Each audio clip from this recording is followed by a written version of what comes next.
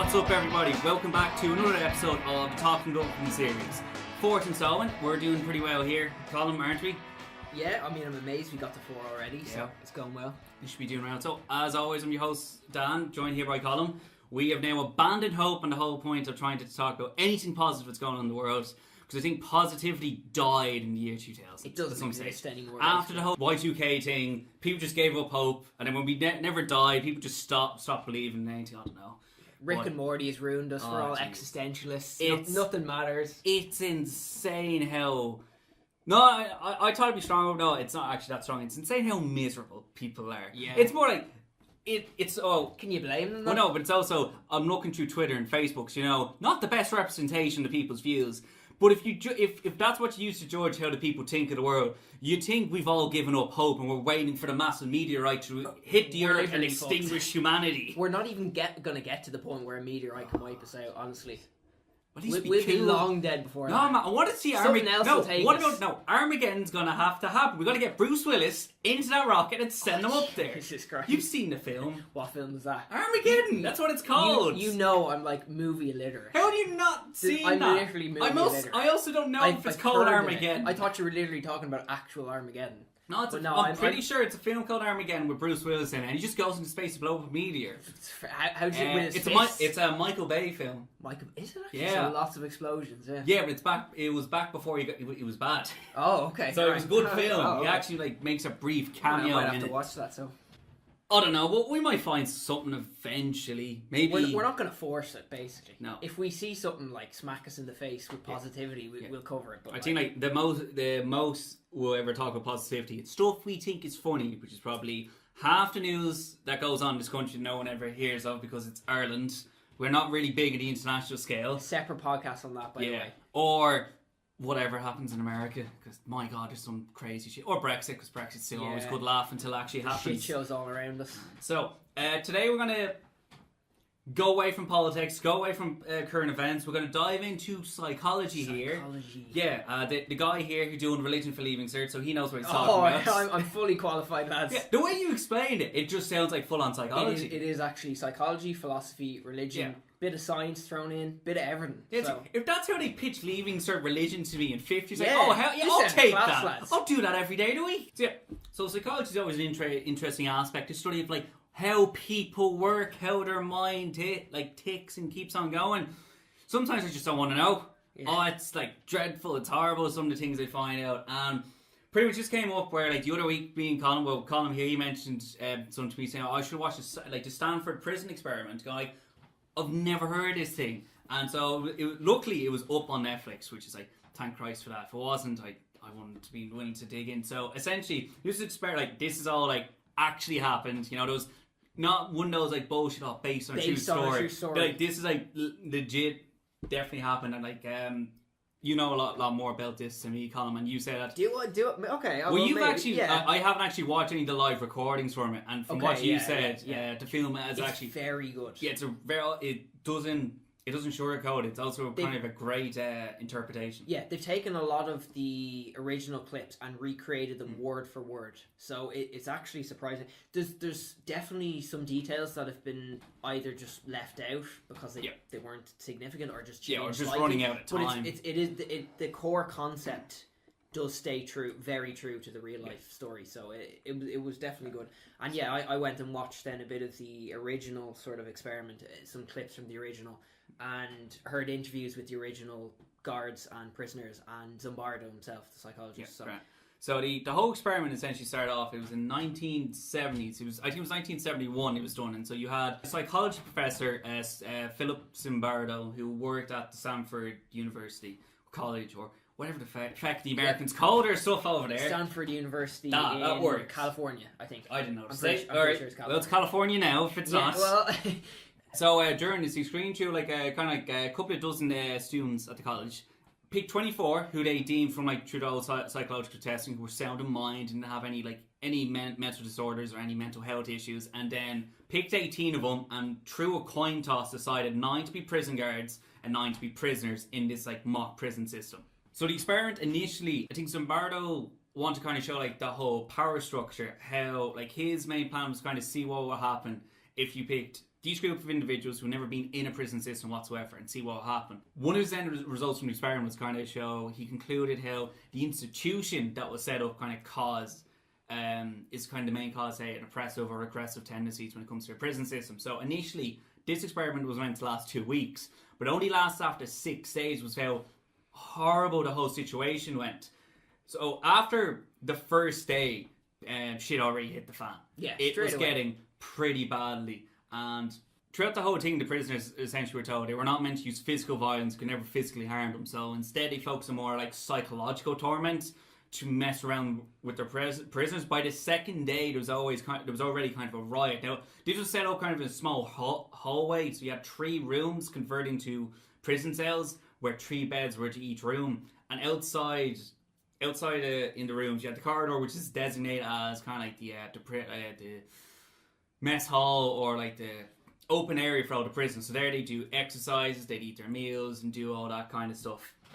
And so by the second day, one of the prison cells was already blockaded. 3 of them already set up their own blockade and refused to comply with the rest of the whole thing. I think on the second day, someone had a mental breakdown, demanding to be let out, and by the end of it, another person as well by like the 4th and 5th day. So by the 6th day, everything was just falling apart. You had the prisoners going through incredible mental torment, and by the end of the experiment, Zimbardo and the other psychologists even went to the conclusion that 3 of the prison guards were even showing like sadistic tendencies or psychopathic tendencies by the end of it. So all these people that were deemed to be sound of mind, perfectly fine, you had 2 mental breakdowns and 3 people who were not acting like how a normal person went.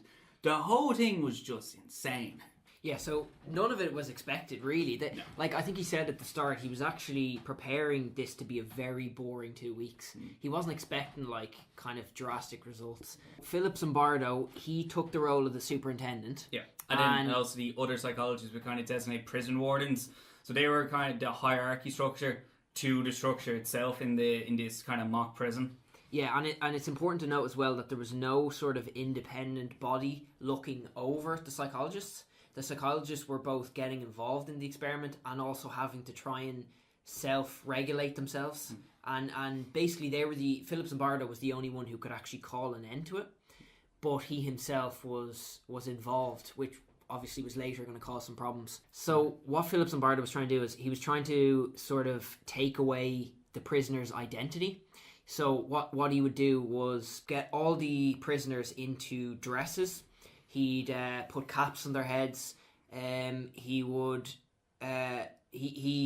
instituted a rule where they could not be referred to by their actual real life names. They were given prison numbers, and they had to be referred to by those numbers at all times. And even by the end of the first day, they were allowed, all 9 prisoners were allowed to actually send out letters, so I'd say to someone at home. One of them already started signing off by their number. After a day. Yeah, and by the second day, everyone would like just accept the fact their number, their ID number is now their name. There was no questioning about that. Yeah, and like one of the guards as well.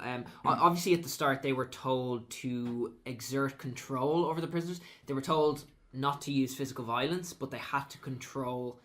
They were allowed to instill a sense of fear in the prisoners, in a sense of they don't have a purpose, they don't have an identity, they don't have a voice. But it was said that no violence should be used. What the guards did was they would get the prisoners out of their cells, line them up, and they would basically have them there reciting their numbers again and again and again. If they made any mistakes, or if they had to look at their numbers, they'd have to go down and do physical exercise. And they'd be verbally abused for getting their numbers wrong. So straight away, off the bat, the guards were trying to sort of instill in the prisoners that they no longer had the identity they had on the outside. They were now a prisoner in this system, and they were only to be referred to by their number. So the fact as well that they were given dresses, they were feminized, their masculinity was taken away, their identity was taken away, their sense of freedom, control was taken away.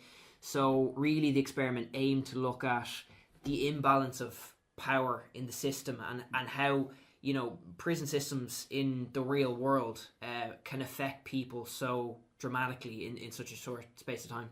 Yeah, as you say, like one of the main aspects in the whole Stanford Prison Experiment was kind of show like the power dynamic. Like Zimbardo wanted to have the feeling for his prisoners that they had no power in the situation. Like the whole point of them there was like the guards had full control of them, every aspect of them. And he kind of more encouraged the guards to essentially go in that direction, like make the prisoners feel like they have no control in their everyday lives. That everything they do is because the guards willed it, not the prisoners willed it. And this experiment itself has got into like a lot of criticism. So one of the main aspects was the lack of a neutral party in it. So the experiment essentially became its own meta experiment, if you will, because the power dynamic going on and also the power struggle going on between the prisoners and the guard was also replicated between Zimbardo and the rest of the psychologists there. Because as Zimbardo was the head psychologist, the person was heading the whole experiment and the person who had the final say of allowing the experiment to continue on to shut down, he was essentially like the guard of the group, while the rest of psychologists were the prisoners. Really took on a whole new level. And as well in psychology, you've got what's called the Hawthorne effect or the lab coat effect. Yeah. Where it's basically like these kind of like student psychologists would see Zimbardo on this kind of pedestal, like he's one of the top Stanford psychologists. He's got all this money, all these resources together to do this study. He's formulated the whole sort of plan. He's kind of in charge of implementing it. So in a sense, they really kind of looked up to him, put him on a bit of a pedestal, and in a way as well, they were afraid to question him. Yeah. So there was a real struggle there as well. Like they kind of almost assume that, okay, well look, he knows what he's doing. I mean, this seems extreme to me, but I can't really question him. He's in a position of power over me. Yeah. Even on an extra level to the guards and the prisoners. There was also a lot of comparisons being made with the Stanford experiment with another experiment performed during the 1960s. So it wasn't a prison scenario, but the whole setup was that you had pretty much two people, one behind a thing like clear shot of glass, which was meant to be an actor, and a normal individual set on kind of like with a control panel in front of them, and a scientist there give them orders, tell them how it's going to go. The Milgram experiment, as it was called, one from the 60s. So essentially, scientists told these like kind of random people that like they got into to induce what they thought was shock therapy, or into people behind a glass, which was later revealed to be actors. So they were constantly told like induce like kind of harsher punishments, more stronger shock therapy, to the point where some of them were even inducing like voltage that, if it was actually happening, would kill a person. That experiment also itself was called into question because some like more investigation was done into it, and they found where the initial results was meant to be that it was nearly a complete acceptance of their roles. Like everyone who's brought in actually just kept doing the shock therapy, kept upping the voltage when we were told, and kept doing it until they were stopped. Where more investigation came in, said people were about like at 2/3 of the participants, about 66%, actually like refused to do certain levels of shock therapy, felt like they were going too far. And like their own humanity kicks in, going like, I'm not going to do this to another person. The main point, like that Milgram experiment, was kind of show how it was kind of like the whole, like again, the hierarchy structure. How like if you're told from a position of leadership to do something, how far would you're willing to follow it, which can be mirrored also in Stanford Prison Experiment with how no one questioned Zimbardo because they felt like he was like as the head scientist. And a big point was actually pointed out as one of a new interpretation seen from the Milgram experiment. I think it's something similar you said to this lab coat thing. I can't remember exactly what they said, but it's more of how complicit people would be while being directed by someone not from a position of power, from a position of education.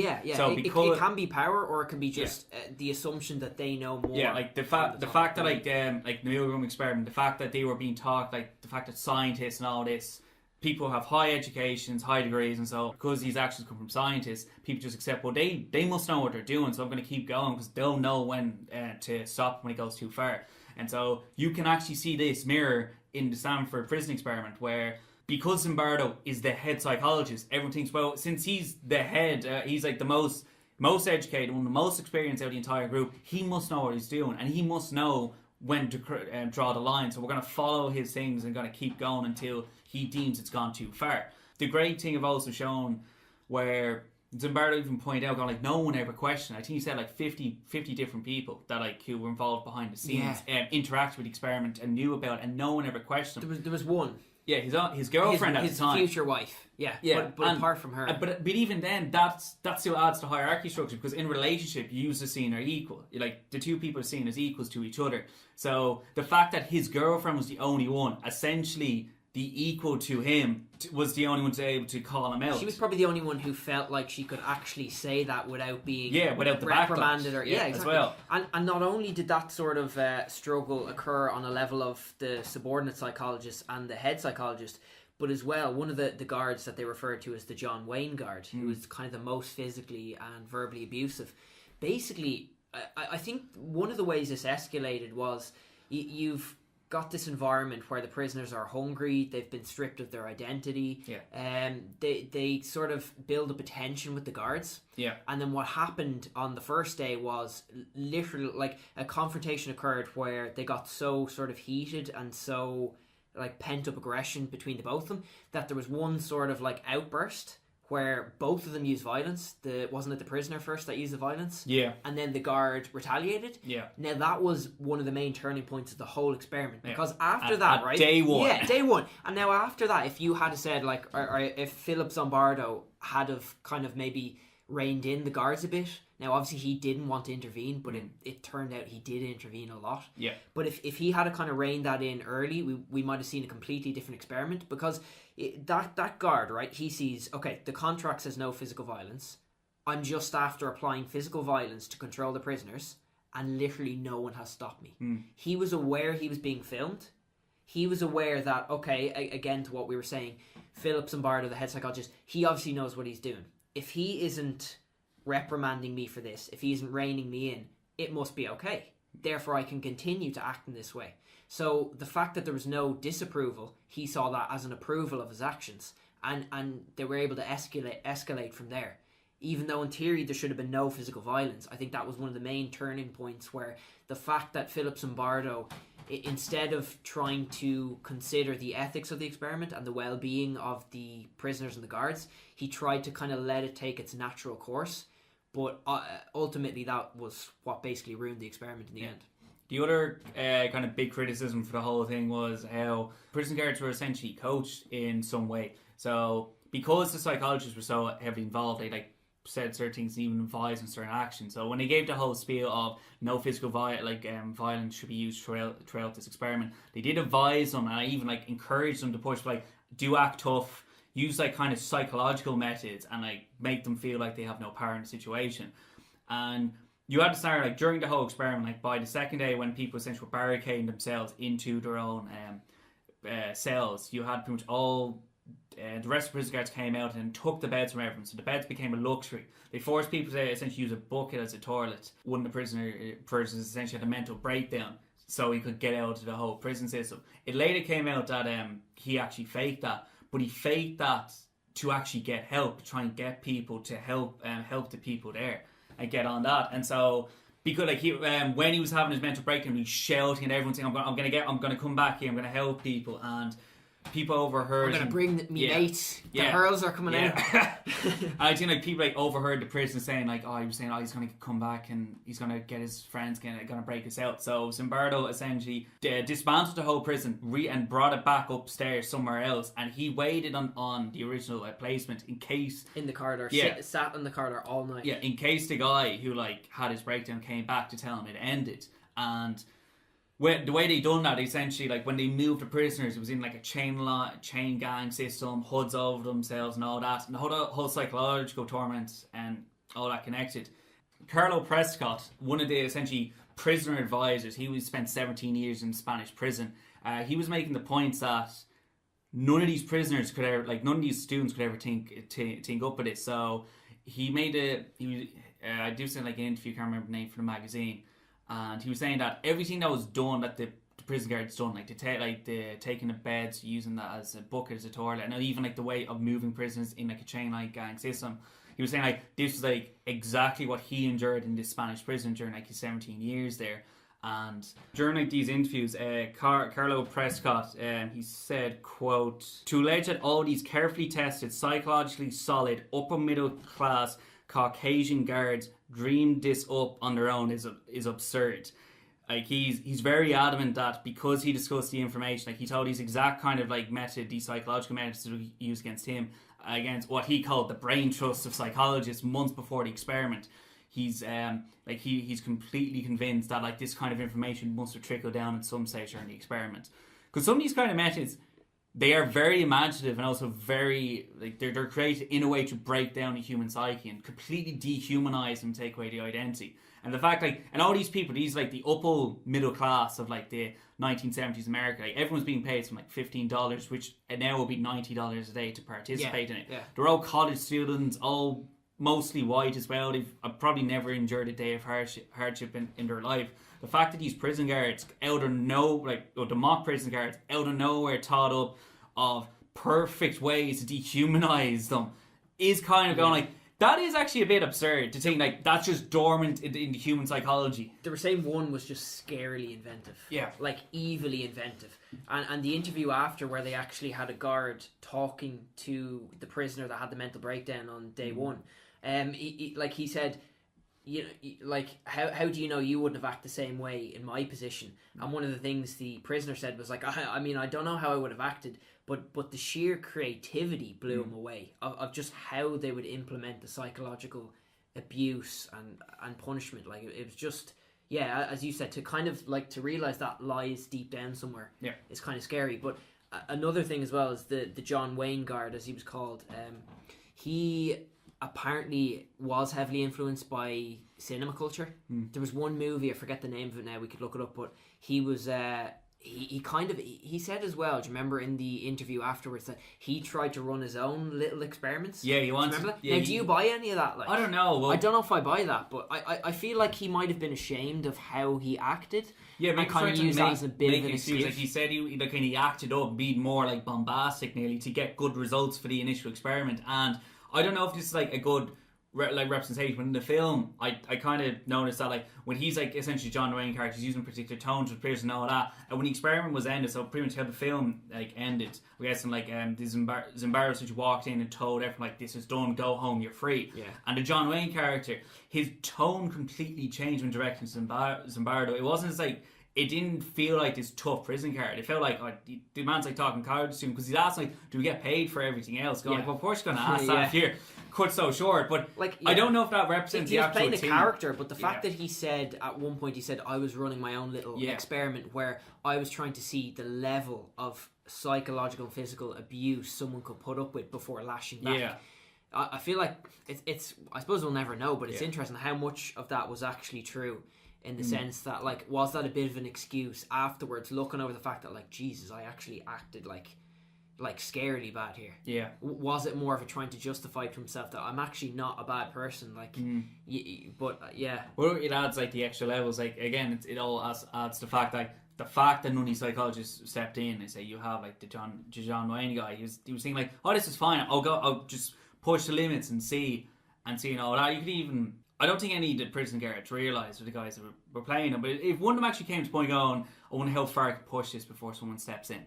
Like, actually just make the mental note going, like, I'm going to go as far as possible before they actually stop me. You know, that is scary. That is like the proper like sadistic tendency there. I've seen like, where's the line where even like the whole kind of like checks and balances are going to step in going like, no, you can't do this. You just can't.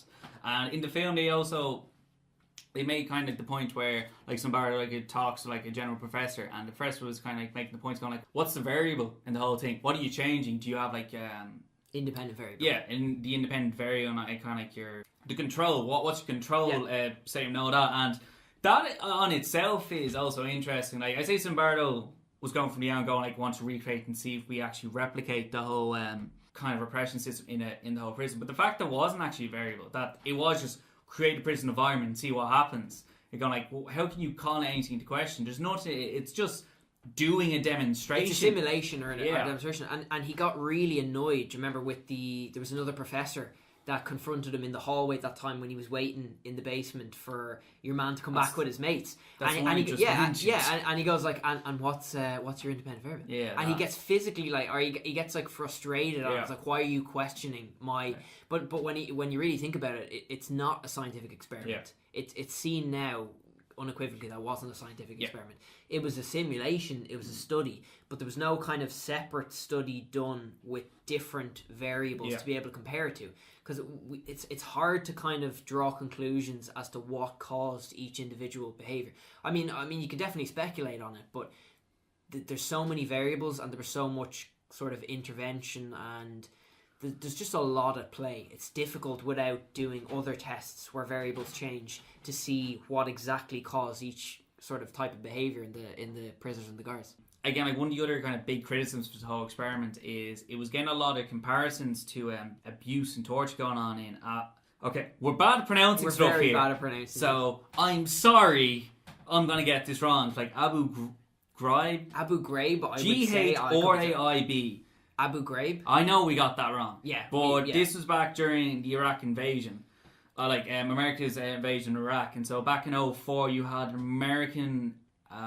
essentially an American-led coalition on running a prison in Abu Ghraib. It came out there was like huge evidence of torture and abuses led by this American military prison, and essentially Zimbardo's are like a lot of similarities between his own experiment and what was going over there, and he was dismayed by like kind of official military and government representatives shifting the blame to these to torture and abuses to essentially what they deemed as a few bad apples, where Zimbardo was making the argument going like the institution caused this, not the individual.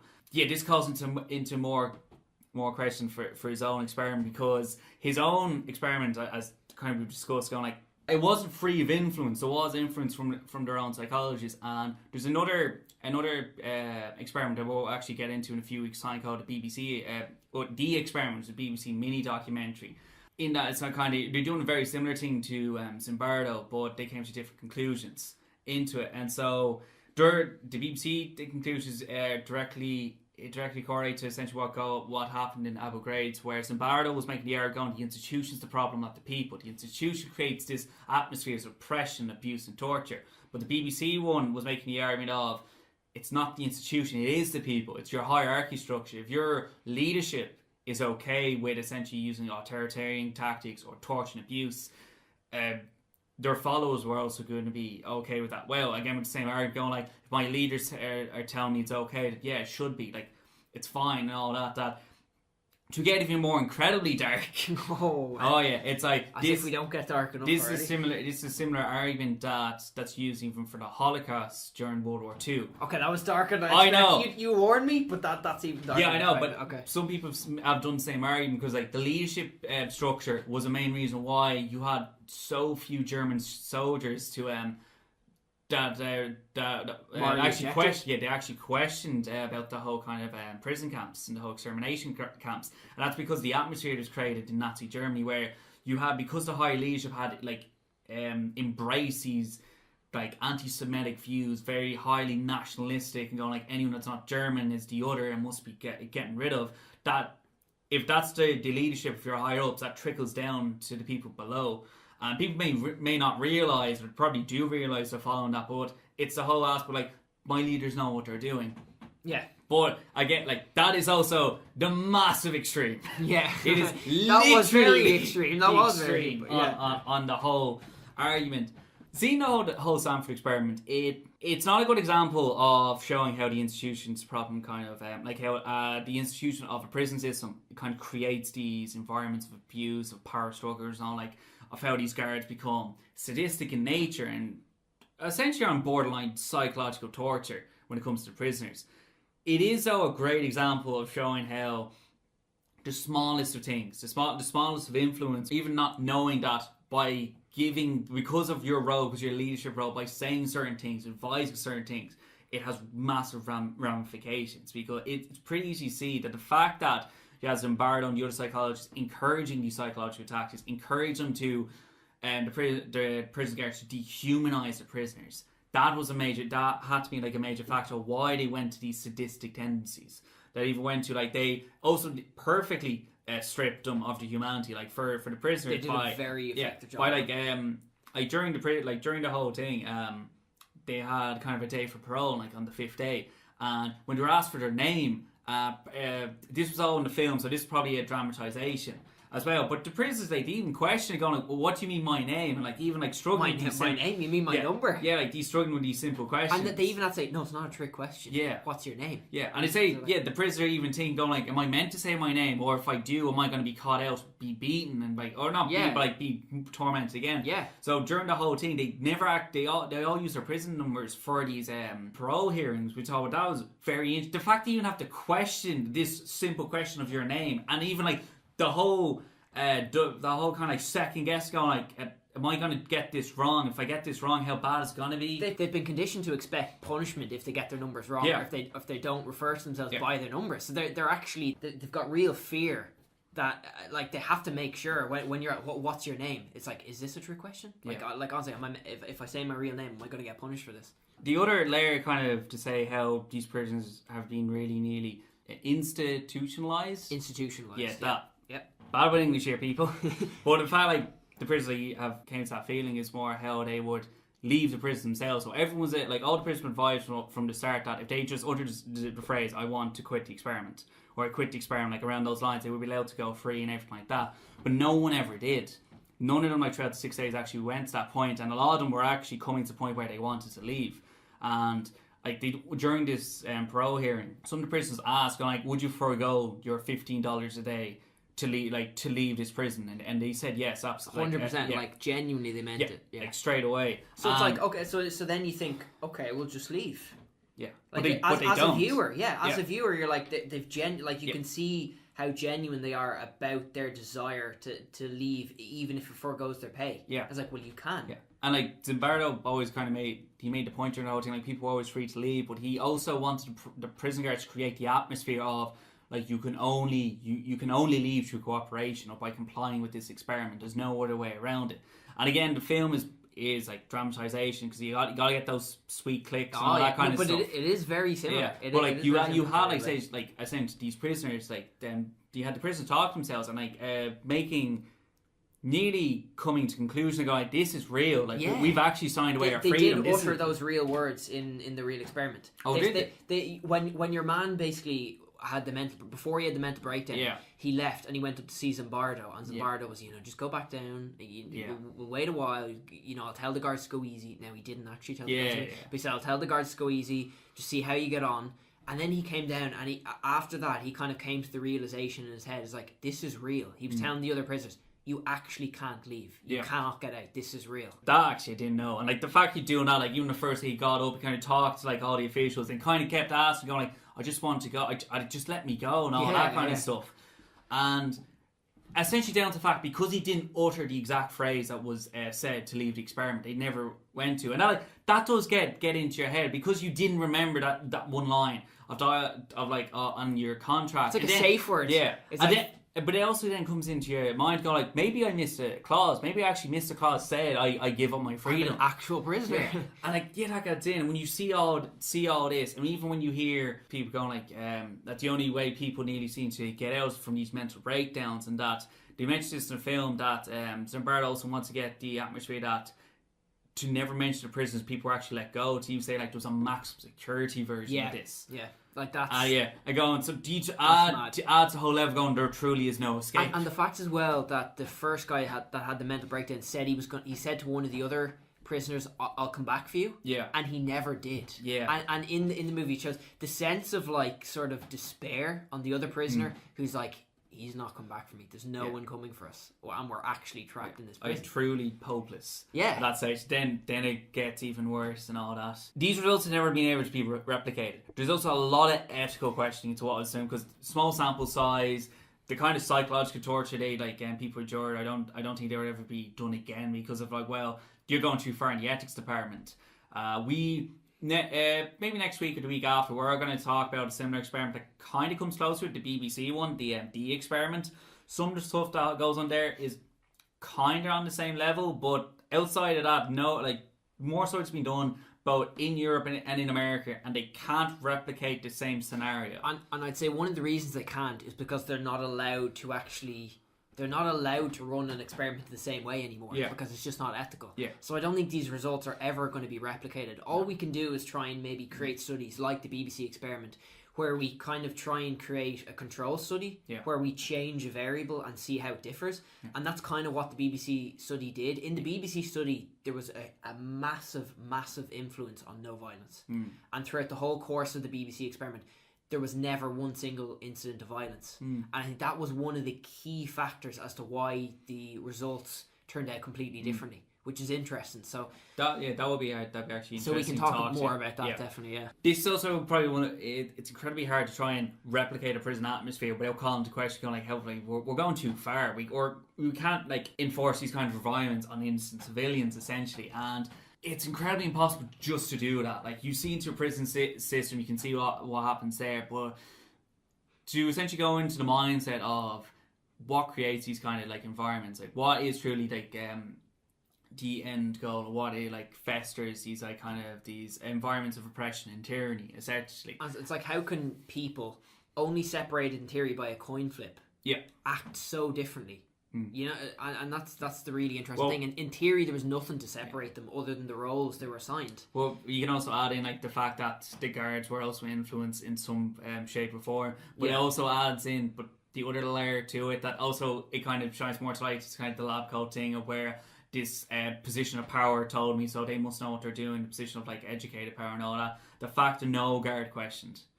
The fact that every guard even like there was one guard who was very there was one who was really he was not okay with that, and like he was saying like he was meant to be kind of like he was kind of essentially stereotypical stoner nearly, like he was saying Alex from 13 Reasons Why.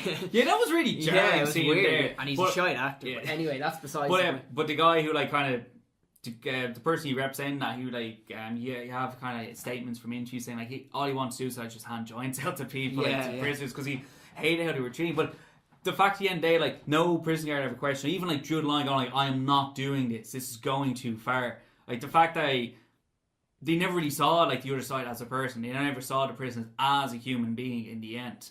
Go like these studies should just add in the fact, like, it also calls into question, like, you commit your crime, you need to perform your time and all that, but it's also like, how much rights are we allowed to like take away from someone before we say it's okay or it's not okay? Where do we draw the line? People do commit crimes. Like, we're not talking about like the worst humanity, like your mass murderers, mass rapists, stuff like that. But like the common thug, the guy who's like maybe like he crashed in some property. You're a weed dealer. Or like drug, like, or someone like who's like gone for drug possession stuff. Like someone who's just like who's generally just made a bad mistake along the way has been caught up in the system. It's so easy to dehumanize anyone in the prison system because we have to ask, like, they're not in there because like they're a saint or like they're. I can't think of any comparisons here and all that, but the only reason in there because they've done something wrong and need to pay the price. But even they're still a person at the end of it. And the whole point of the prison system is to reform them and get them. That's where we need a future topic on this. Every time we mention that, we also bring up America, which is the exception of everything. No, but I feel like in the Western world, it's not actually a given that prisons are meant to rehabilitate. Maybe in the European context. I'm pretty sure in Ireland. We haven't looked. Do we really actually even focus on rehabilitation? I know a lot of the Scandinavian countries do. I don't know if we do. America certainly doesn't. It's more like, do you even get like prison time in the end? Because like this also causing it more question going like, then it's more a social issue than a prison issue. Like just the other day, a mate showed me kind of picture of like of kind of like there's a football pitch like in the local area and all that, and you essentially had like this group of Egypts who stolen the car, drove it into it, like destroyed one of the goalposts, were only replaced a few weeks ago, and then burned the car out. They're going like, well, that's a social problem. Going like, and how do we deal with that? Because of course, like they've got to control the system, but it sounds like with that kind of behaviour, it sounds like these guys, if their kids have gone through juvenile detention, if they haven't, like they have, and if they haven't, then they're going to. And if they're affecting like 20-something-year-olds, they must have seen a prison cell at some stage. And kind of goes that's the thing. Like, if you make one mistake early on, is that going to have serious effects on you later down the line? Like in the Stanford experiment, didn't they conclude that there was no serious long-term effects? But at the same time, they were only there for 8 days. 6. Okay, 6. Yeah, they were only meant to be 2 weeks. Sorry, they were there for 6. They were only there for 6 days during that. But 6. But it just gets so much bigger when you talk that. Then you question the whole prison system. We're going like, Yeah. well, what's the real problem there? Is it the way they're being treated in prison, or is it the way they're treated in real life? Is it because these people don't have kind of their own hierarchy structure, their own kind of like loving environment that they go to this behavior? Is there no change? It could be like there's always exceptions to every rule that we sometimes make. Like, is it the person? It doesn't matter what environment they're in, they're always going to act out in violence and all that, because people's psychological state and how they act is always a factor. And then you go into the prison system going, where do you fix it? Do you have to go from all angles, one angle? Is it enough, or do you just give up? And yeah, exactly. And as well, it's like, do we want our prison systems to be a form of punishment or a form of rehabilitating people back into society? Well, obviously it's both. But it has to be like, if you commit the crime, you have to pay the price for it. Obviously, we're not. But is the goal to just like fuck someone in a cell for like? No, but it okay, isn't. that sounded. Throw someone. Okay. Hold on now. Okay, so you throw someone in a cell for like 20 years and leave them to rot. I mean, how is that productive to anyone? You're wasting taxpayers' money. That person, unless they die in prison, is going to get out eventually. Are they going to be a threat to society again once they get out? Does it make any logical sense to just see prisons as a form of punishment, which I'm sure some people do? And some people are perfectly okay with that. Some people are fine with that. As opposed to understanding that these people obviously have done something that is detrimental to society. But I mean, if they're gonna, unless they've like a literal life sentence, right, they're gonna eventually end up back into society. So do we want them to end up as a reformed sort of person who can act sort of more civilly in society, or literally leave them to rot for 20 years in a cell and have them be just as bad, if not worse, when they re-assimilate into it adds society? There's more elements to it. Like some people out there truly believe people can never change, so they'll never grow up, essentially mature. True. And so they've committed the crime once, going like they're a criminal for life. They're always going to do it no matter what we do to it. And then people's own psychology, mental state also go into that. Like, if people feel like they're not given the chance that everything's against them, they either go like, well, fuck the system. What's the point? But also, it could also depending on the person, must develop the mentality. I'm going to show everyone wrong that I can change. The fact that no one has hope in me gives me my own sense of like hope. It's just a different version of fuck the system. It's like fuck the system by destroying it, or fuck the system by getting to the top. You'd be surprised how good people, like how much drive people get out of spite. There was a study where like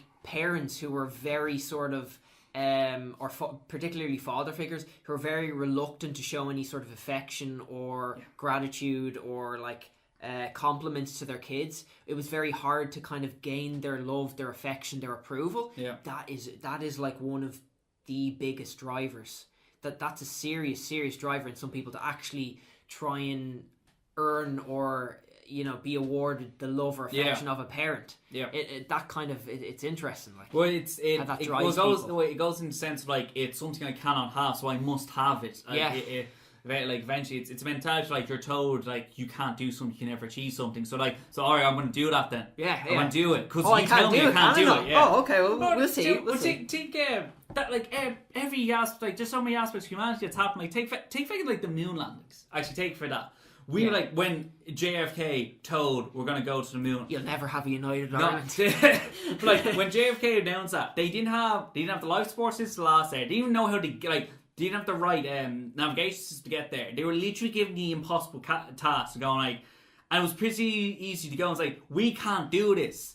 And I think JFK, it's one of the best lines from all the speeches he's ever done. Like, we do this, and the other thing, not because they are easy, because they are hard. The human drive of just going and demolishing the hardest thing they see in front of them purely because it's difficult and people believe they can't do it.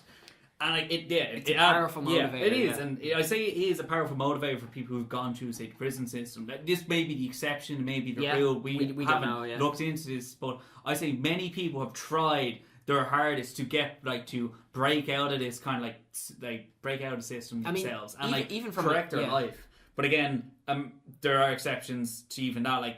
I know for America, like the second you have any record, it is impossible to try and get back in society. Like, and in Chicago, I think, or Is that where the massive wildfire is at the moment? Like No, California. California, yeah. pretty much like they're using prisoners in like to fight Are they against actually? it. Yeah, That's so they're interesting. being paid $2 a day. Seriously? Yeah. Oh. It's like borderline slave labor, Yikes. and like the big thing though why it's called into question is the fact that people think, oh, they're being trained to be firefighters afterwards. Well, you need a certain kind of like qualification afterwards, and the organisations that give out those qualifications will not train anyone with a record. Yeah. So the fact they're in prison, they can never actually get this job for training for it. And so when it comes to that, going like, well, what do you expect from people? That like, if people aren't even let them go through the door because of a record, then it doesn't matter how much drive, how much motivation you have. If literally no one's willing to talk to you about this, then you're stuck. In the BBC experiment, there was one point, without spoiling it too much, there was one point where some of the